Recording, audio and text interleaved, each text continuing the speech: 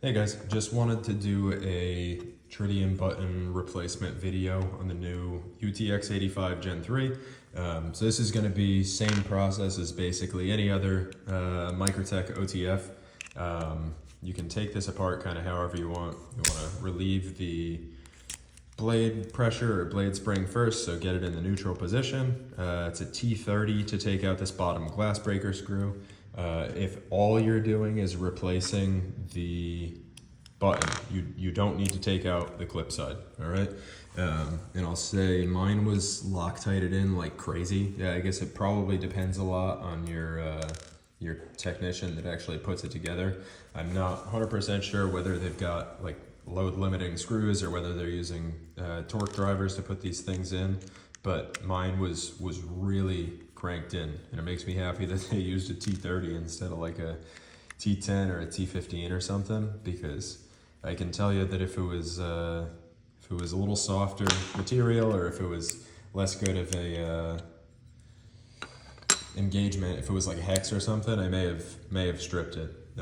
So take off the top, be careful with the button itself, kind of peel it open. I know I try and reiterate this every time, but it'll sit in there like this, the button, and you want to open it like it's a book. So from top down, you want to hinge it out like that, and then not drop the spring carriage.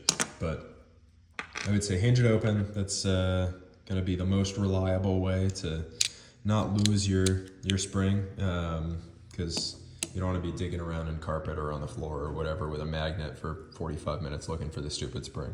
You don't need it for the knife to function, right? Function wise, it's not going to do anything for you. But you don't want to lose parts. You know, you want it to. You've got an original part in there. When you reassemble it, you shouldn't have spare parts or missing parts. So same thing. New button here.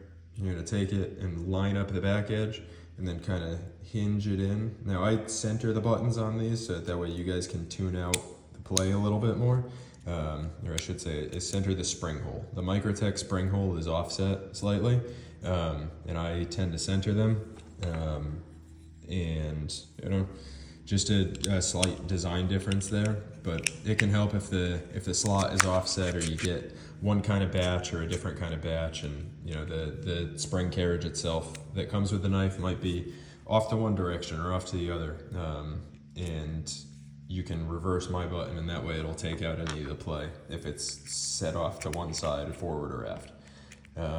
So got the button in there. Make sure everything is kind of free rotating. If you do break it down any further and you end up taking the blade out, make sure you stick the blade back into a neutral position. It's going to be pretty important, because if you don't have the blade in a neutral position, you reassemble and tighten down the whole thing, you're not going to be able to actually actuate the knife. So you want to make sure it's in the neutral position and you can freely slide it, and there's no issues with that. But otherwise, it's kind of the same story as any other, or as the disassembly, right? So take the screws, put everything back together. So just driving them in here, and I'll reiterate this for the 30th time, just finger tight, right? You don't even need a bit driver to install these back in. Really all you want to do is, with 2 fingers, get it snug like that. Once it's snug, you're happy. These are steel screws going into an aluminum chassis, right? You're much more likely to damage the chassis than you are to the screws. And you can replace screws pretty easy, right? That's not a big deal. But if you strip the body or the chassis of the knife, you're gonna have to send it back in a Microtech, or you're gonna have to drill it out for a bigger size screw, or put a helicoil in. You just don't want to deal with it if you don't have to. The only difference compared to an Ultratech is you don't have to shake it down in or slam it on a table and get all these dents. You can take this and pull it out, because there's no ZBP or ZBT in the mechanism. So it's just a standard OTF mechanism with the locking gates and nothing else. No angled stop pins, no nothing. So once you pull it out, it's locked in and it's ready to fire. So you can see we're functioning fine here, no issues. And that's what the button looks like installed. So this is a blem, so you'll see the this is kind of cloudy, and then these are shinier than the ones that I typically send out. This here has been glass blasted, or maybe it hasn't, and I'm lying. Yeah, this one actually hasn't been glass blasted, so we'll take that off. But typically I'll do an aluminum oxide blast and a glass blast to get the finish pretty close to the hardware. So it won't match the blade. The blade is stone washed, right? But it'll be pretty close to the way the rest of the hardware looks. So it'll have this kind of glossy, shiny, uniform finish. And if you've got an apocalyptic one, I don't think those have come out just yet, but the apocalyptic is blasted with 160 or 180 grit aluminum oxide. And then I put it in a tumbler for some amount of time until it comes out looking pretty close to the factory hardware. So if you've got one and it's got all these random scratches on it and it's a little bit darker of a color, that's going to be apocalyptic.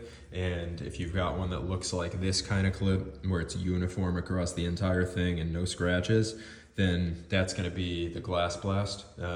So that's the two that I offer right now. Eventually I'll be figuring out a DLC supplier and going from there. But finding black DLC is a chore and a half. There are very few companies that do a true black DLC in the United States. So if you know of one, I know a lot of places advertise as black. So if you have seen a black DLC that is a true black and not a charcoal gray, please let me know in the comments. I'd love to hear who you're sourcing it from and who you're getting it from.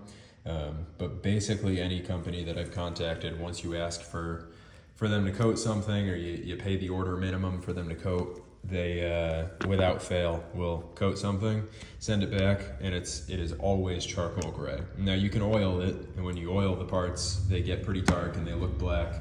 But all it takes is that sitting in your pocket for a little while. You know, it lives in your pocket and it's rubbing up against your pants and your pocket bag, and you're using your hands on this and whatever, or you take it and you wipe it off on your shirt or whatever, and you remove a bunch of that oil, and now you've got a gray button and a black knife. So if you guys know a black supplier, please let me know. I'm looking for a DLC supplier that does all black, but super limited options. I've probably reached out to 65 or 70 companies in the US at this point. So I don't know. I guess if you know any, please let me know. But that's the installation procedure, and stupid rambling about coating that isn't even on this knife. But yeah, if you guys have any questions, please let me know. Happy to help, whether it's an installation question or otherwise, or what I think about the knife. And yeah, have a good day.